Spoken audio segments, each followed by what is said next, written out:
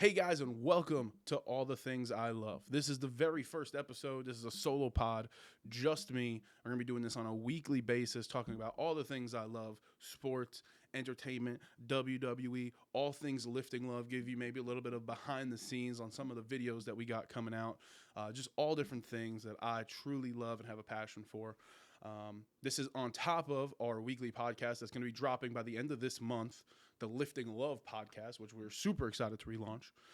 So make sure you check that out. We're going to be having some amazing guests, business owners, community leaders, just all different types of awesome people. So check that out. Coming to you by the end of the month. I obviously cannot speak right now, but this is all the things I love. And we're going to start with some sports. Okay? Sports are heating up, especially football. Basketball, not so much. Basketball probably talk closer to playoff time, but football going on. I got this pulled up right here. This is the NFL MVP race. Super controversial. I love some controversial stuff. The fact that they're saying there are 5 people, I mean, this list actually has 7 people who are on the MVP for the NFL list blows my ever-loving mind. There's 2 people, really only one, but there's 2 people who truly deserve to be in the conversation. Really only one. I mean, Lamar Jackson is putting up video game numbers, ladies and gentlemen. Video game numbers. This guy is performing better than a Madden NFL starting quarterback that I've had on a franchise before. Madden, the video game. This is real life.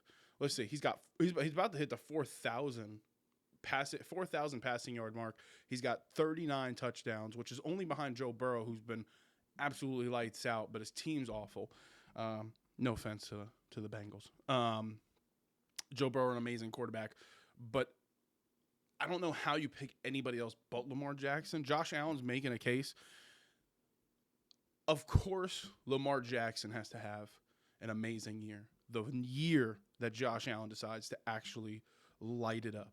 With a team that is worse, probably the worst team he's had since he's been in the NFL, arguably.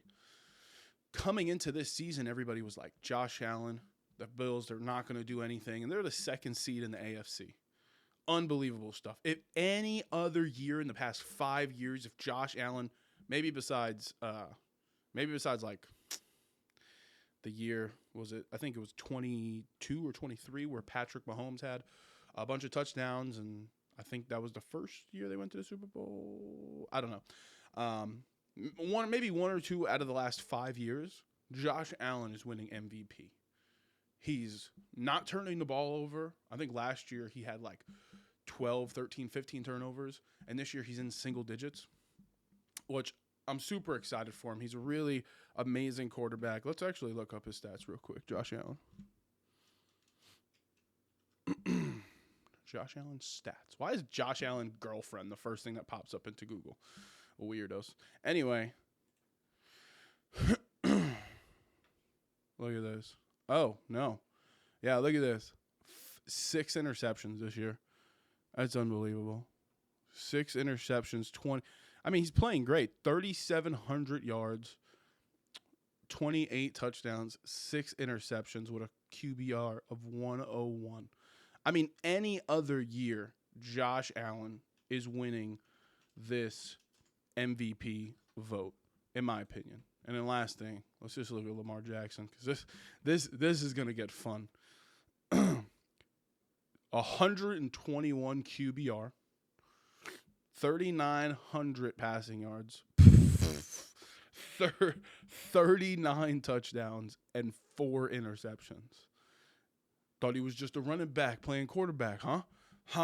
That's Lamar Jackson's. I mean, if you give it to anybody, and I love the narrative. The narrative is Josh Allen's going to win this thing. I mean, if you're looking at pure stats, I mean, there's no way Lamar Jackson doesn't win it. I will tell you the one way, if voters look at it as how the award really should be, like most valuable to your team. I mean, if you take Lamar Jackson and put a random backup quarterback into the Ravens system, you could argue that quarterback would be better off, with Derrick Henry back there, Mark Andrews at the tight end, and I mean just the receivers that they have compared to the Buffalo Bills. So I mean there is an argument to be made if you're talking true most valuable to the team.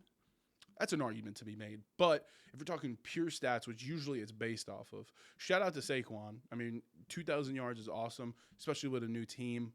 I don't think they're going to – I mean, I wouldn't put him out there to break the record, but, I don't make millions of dollars to be a head coach of a football team.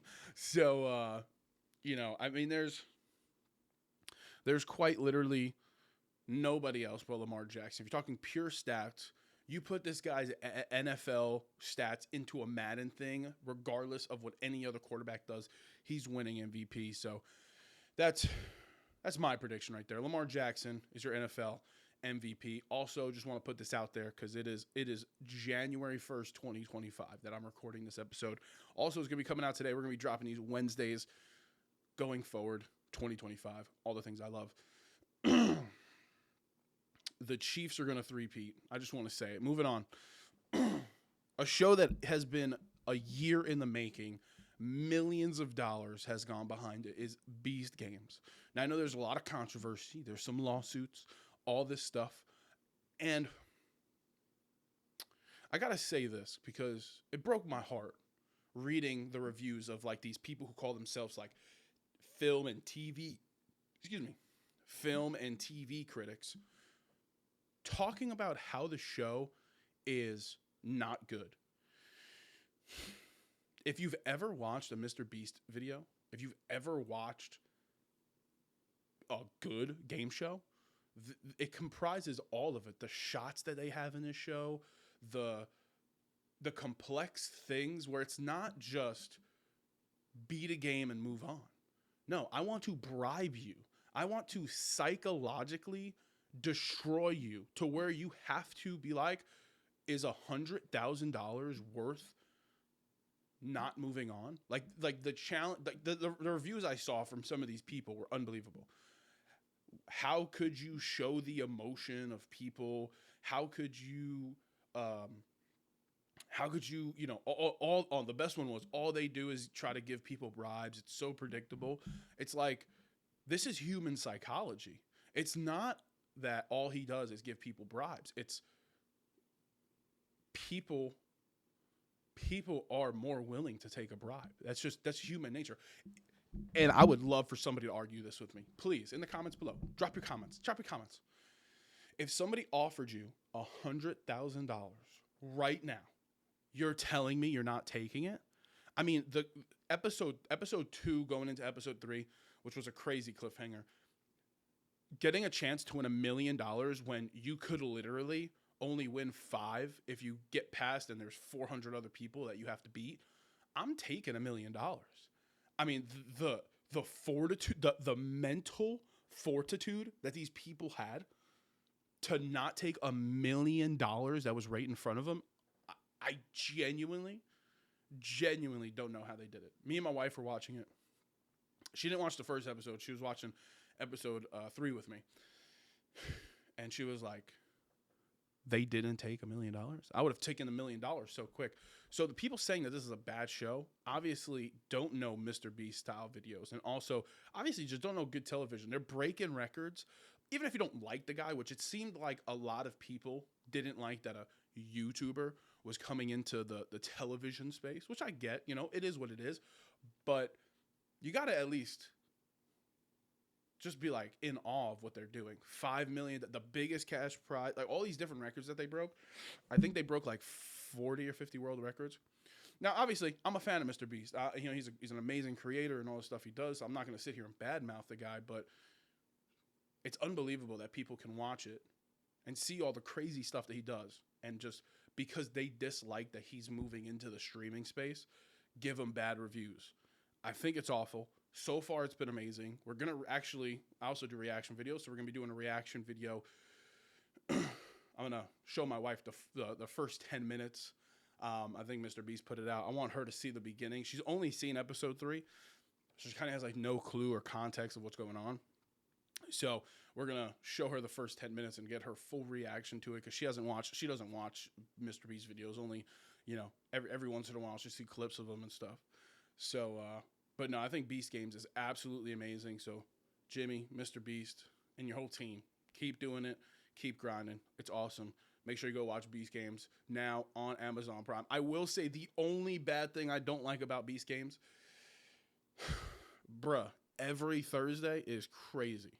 Dropping one episode a week is wild. I never liked that format. I will never like that format. We're about to talk here about another show. I don't like that format of just dropping one episode a week. I think I need it all at once. I have very much ADHD. The way my schedule is with work and the content and everything I do, like having the ability to just take a day or a couple days to watch one show is so much easier than waiting week after week after week after week. It's frustrating. So that's the only thing I would change if y'all end up doing another one, which we'll see, but I doubt. But if y'all end up doing another one, which I hope, y'all should do it all at once. All right. But shout out Jimmy, Mr. Beast, the whole team, all the great stuff that they're doing. Next up.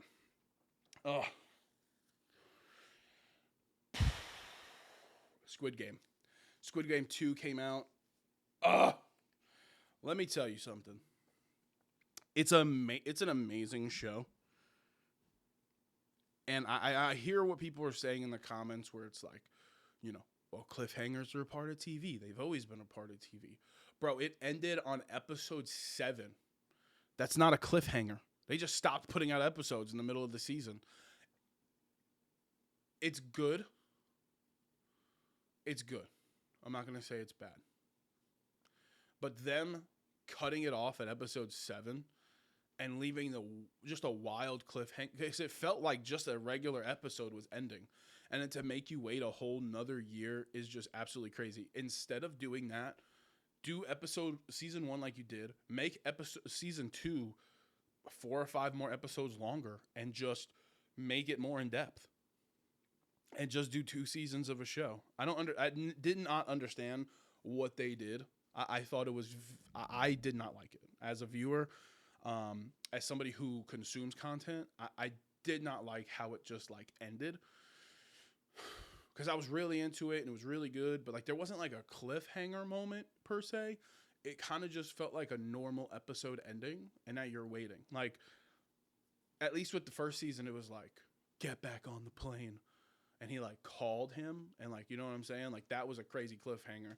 It's oh shoot, what is he gonna do? This one was just kind of it felt like a normal episode ending, and I love Squid Game. I think it's awesome. I watched season 1. I'm obviously watched season 2, but not how I would have done it. I get it. You want 3 seasons, but it's really gonna just be season 1, season 2, and season 1.5, and then season 2. There's no true second and third season. It's just 2 seasons. So if that was the case, I would have just done 20 episodes in season 2 or 15, made them a little longer, and then just did a whole season 2 drop. But I do love the fact that the Game Master's in there. Obviously, what we've learned in any Squid Game is that you can't trust 001. You can't trust him. I said the Game Master coming in is crazy to me. I think one thing I would have done differently. I mean, obviously it's a made up TV show that have characters and all this stuff. But I would have just went in and just protected myself instead of protecting all these people. I think it was it kind of put a target on his back, the main character. So I think that was kind of weird. I mean, it's cool you're trying to save people, but I mean at the same time, it's you could also die. So again, I don't think that ended very well. That needs to change. Let's move on to the next thing. This is WWE. WWE Monday Night Raw is moving to Netflix January 6th. This is huge, and I think just going along with the whole Mr. Beast stuff, I think Raw going to Netflix, WWE going to Netflix is so huge for the streaming space. It's been on traditional TV for 32 years, 100 million followers on social media, on YouTube alone. Not to mention all the other platforms. It has been generational. My dad grew up watching it. I watch it, and my son, who's going to be born in, hopefully the first day of February next month, is going to be brought up watching it. That's just how it's going to be. So the fact that it's finally 30 something years later after Raw, 32 years after Raw started on USA Network, it's going to Netflix, I think is huge. I think it's awesome. I believe they signed a 5 or 10-year deal. I think it's 5 years with a 5-year option, or 10 years with a 5-year option, depending on how well it goes. I think it's awesome. I think there's a couple things I really want to see how they're going to do. The Rock obviously has to come back. So what are they going to do with The Rock? What does that bloodline story look like? Obviously, John Cena's coming back. What does that story look like? Because there's so many things that you can do with both of them. Do they have a match?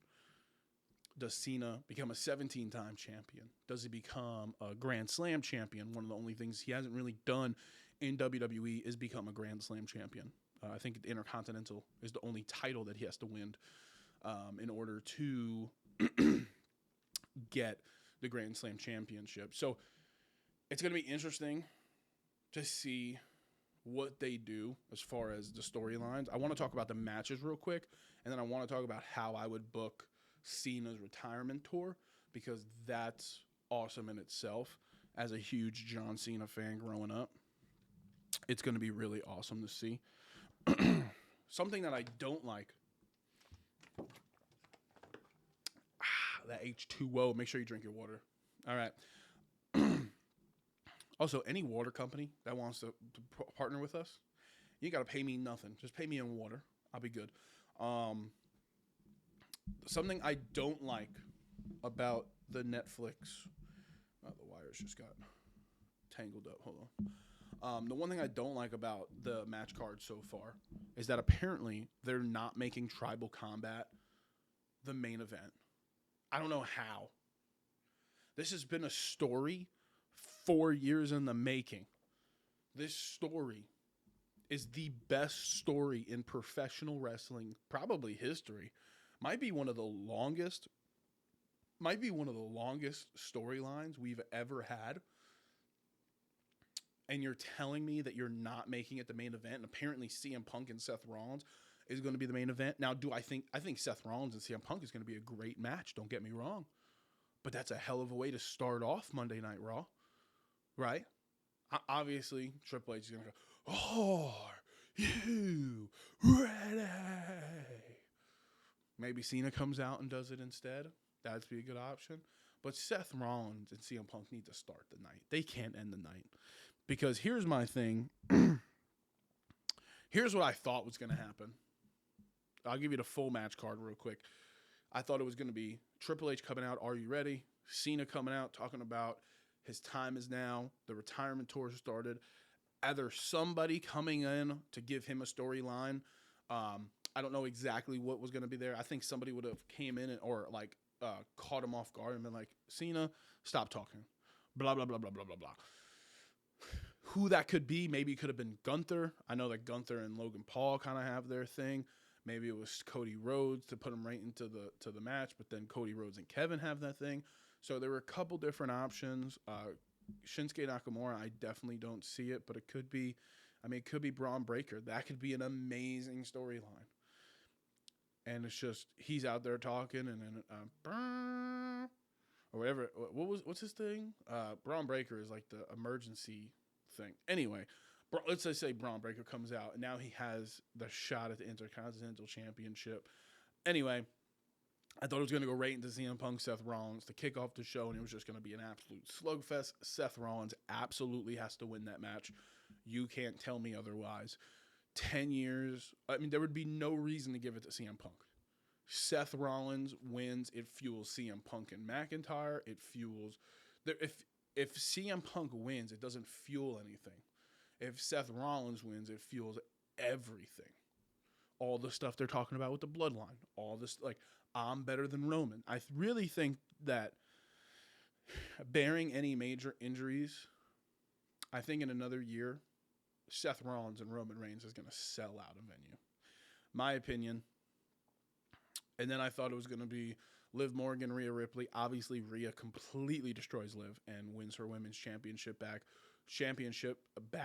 which will then put Io Sky into the competition for world championship. Obviously, she'll probably get put into the Royal Rumble and win the Royal Rumble. And then, what other matches are on here? Oh, they just announced Jey Uso and Drew McIntyre, which is going to be a slugfest. Yeah.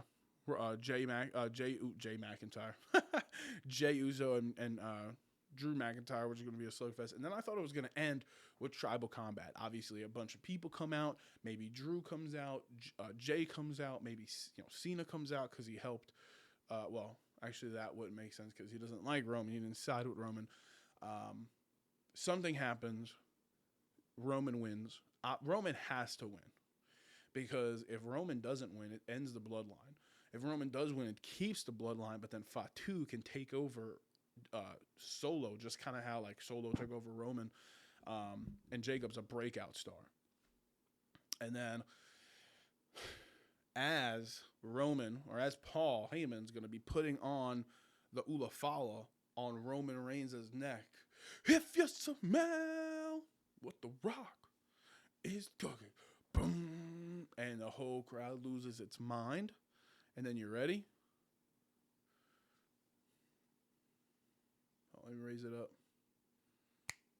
He snaps his finger, and here comes Zilla Fatu, and I think they could really run with the final boss being the head of the new bloodline, and nobody knew it.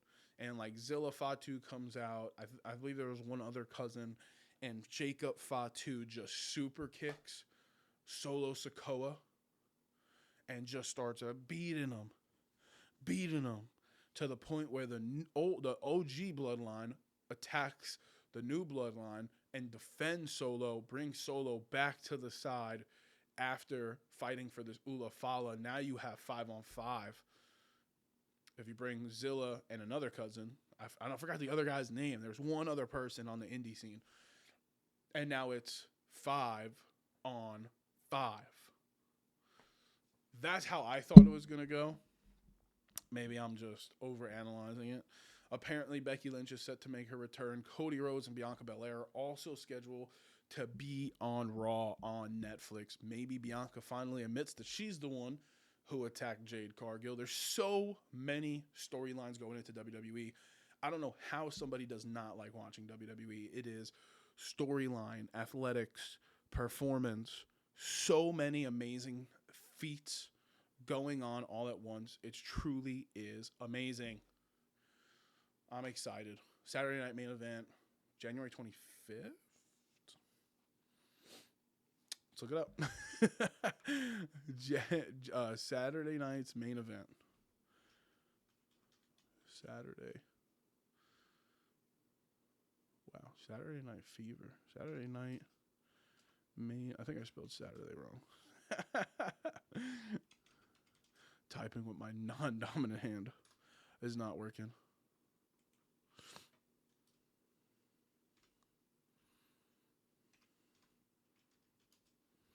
Oh, I'm like one thing off.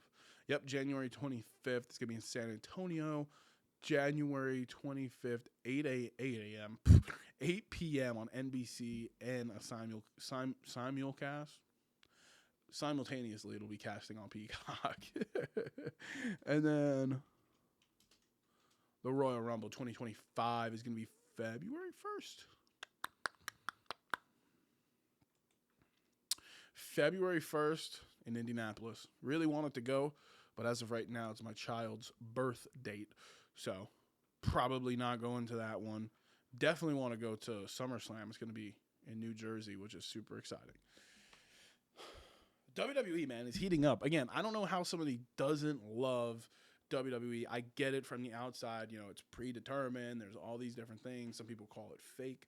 Obviously, it's not fake. These people are putting their body and their lives on the line every single match, putting on a performance for us. Think wrestling, professional wrestling, is just unbelievable. I'm actually going to my first indie, they call it indie show, I'm going to my first ever indie show this weekend. Going to be, hopefully getting some content for them and hopefully getting some interviews with some of the wrestlers. So super excited about that opportunity. So it's going to be a whole different world, but I'm excited. I've been watching wrestling since I'm probably 8, 9, maybe even younger than that. 8, 9 is when I can remember. Big Cena guy. Speaking of Cena, we're going to go right into his retirement tour. So I don't know exactly how they're going to book it.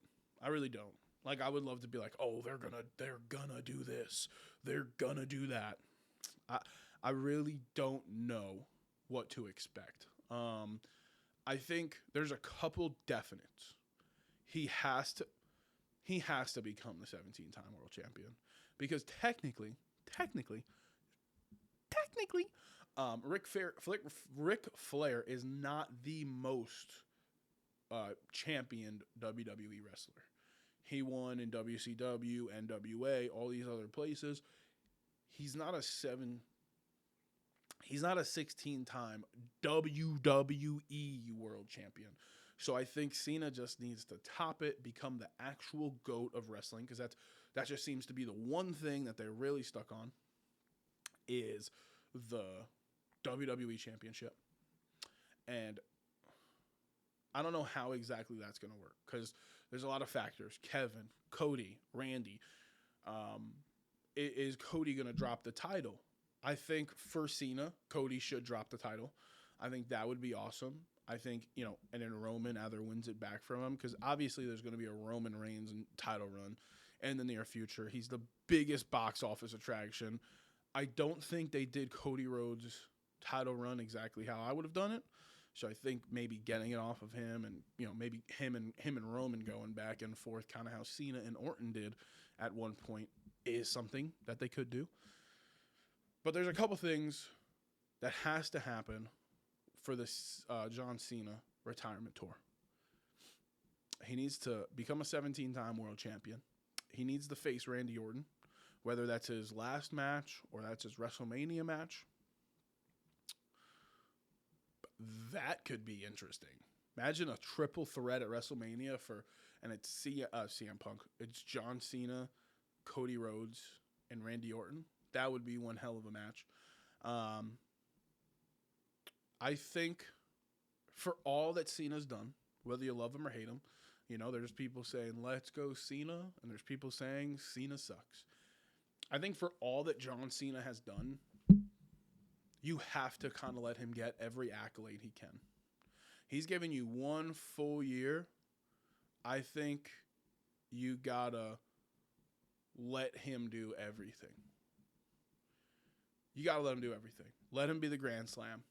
Let him be the WWE champion 17 time. All these things need to happen. Because, just everything he's given to the business, all his time, all his energy, just everything, I think as a Cena fan, I think it's well-deserved. I don't think anybody else deserves it right now who's on the verge of retirement other than Cena. He's the modern-day Hogan. He's the modern-day Stone Cold. He's the modern-day Rock, if you will. He's the biggest box office attraction to ever be on WWE television. And that's a fact. And, in the near future, it's going to be Roman. It's going to be Cody. It's going to be all these people. But nobody did it like those three guys. Stone Cold, Hogan, Cena. When you think of greats, people who you play their music, you're going to absolutely lose your mind. And it doesn't matter if you love them or hate them. You're going to cheer. Hogan. I am a real American. Stone Cold. And Cena. I really don't know what he says in the beginning. Oh, pardon. Maybe I'm kind of curious now.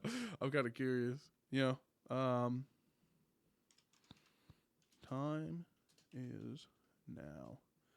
Lyrics. John Cena.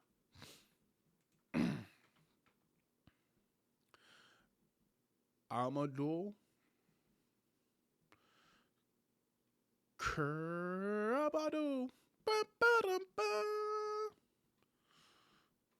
Ba-ba-da-ba. I mean, it's like crazy. Anyway, also I'm pretty sure I looked this up the other day. The only person in WWE history to have multiple theme songs that are both platinum records he made himself. Both Thugonomics. This is basic Thugonomics, word life. And My Time Is Now. Both platinum songs that he made, that his name's attached to. Only wrestler to have that. Anyway, when you think of Hogan, when you think of Stone Cold, when you think of Cena, these are the biggest box office attractions. Obviously now, it's Roman, it's Seth, it's Punk, it's Cody. I mean, there's a couple other people you can kind of put interchangeable, especially like now it being, Jey Uso. Even Sammy can be put in that conversation. Sami Zayn is so good. Anyway, back to the Cena retirement tour.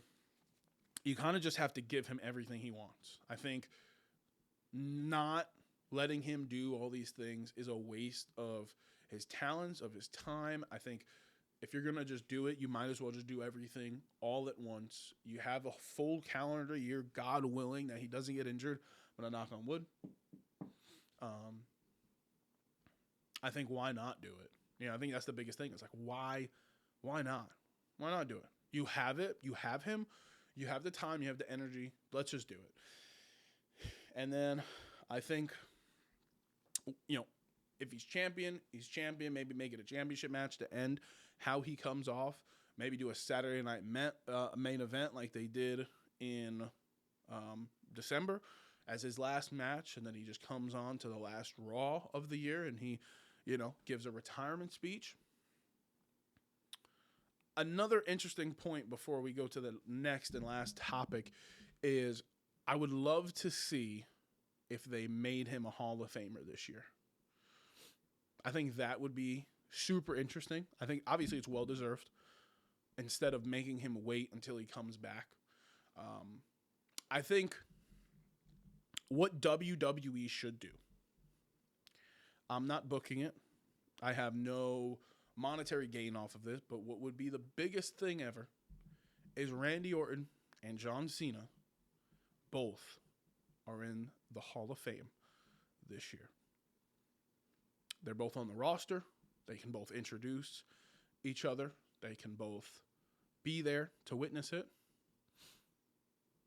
I think that's something that they should look into. If not both, at least John. Because both, the accolades are unbelievable for both of them. I think Randy's 14-time, world champion, which is awesome. But so many things happening. It all starts January 6th, live on Netflix. So make sure you go check it out. Last thing I wanted to talk about, something that I knew nothing about. I thought like New Year's resolutions were just like something that people just said, something that people like just gave up on 2 weeks into the new year. Excuse me. So apparently, the most common New Year's resolution for 2025 is saving more money. 26% of all Americans say that are saying that they're resolving to do this.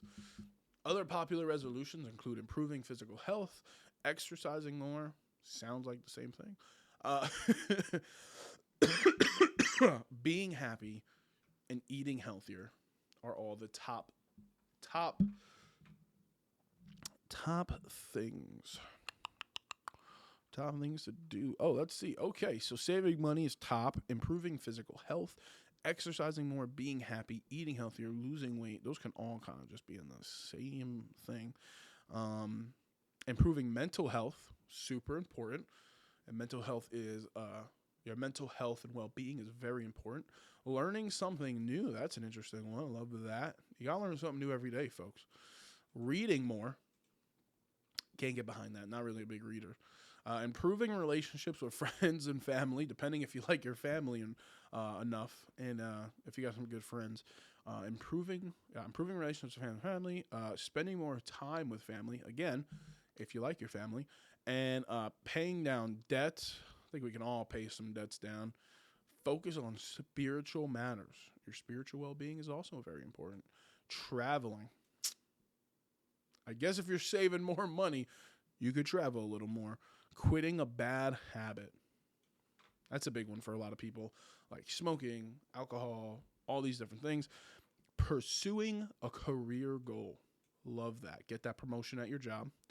Getting a new job, or just go to another job and get promoted. Spending more time with friends. Love that. Pursuing a new hobby. This is the bottom of the list here.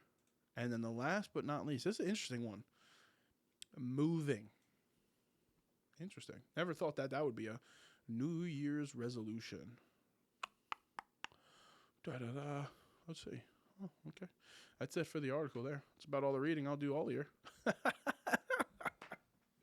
Oh, this is so cool, man. This is going to be a short one. I only had a couple things to talk about, things that were relevant, and things that for me have been awful, have been awesome. For me, 2025 is going to be an incredible year.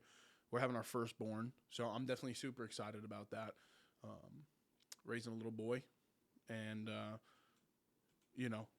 all the content that we're making, all the ideas and things that I'm going to do, that I want to do, that we're finally going to be able to do now that I have the equipment for it.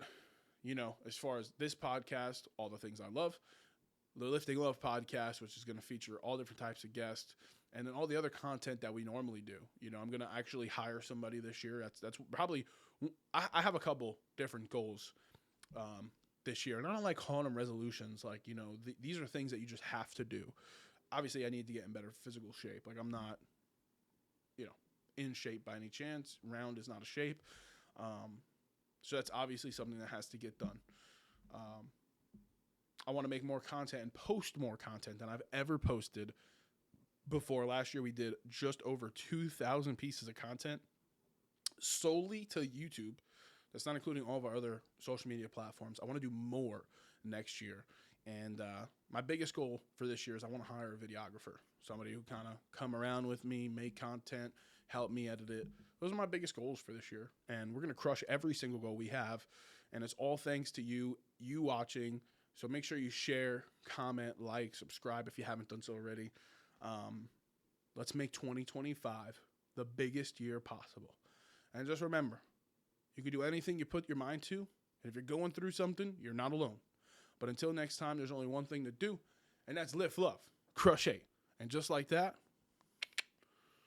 we out.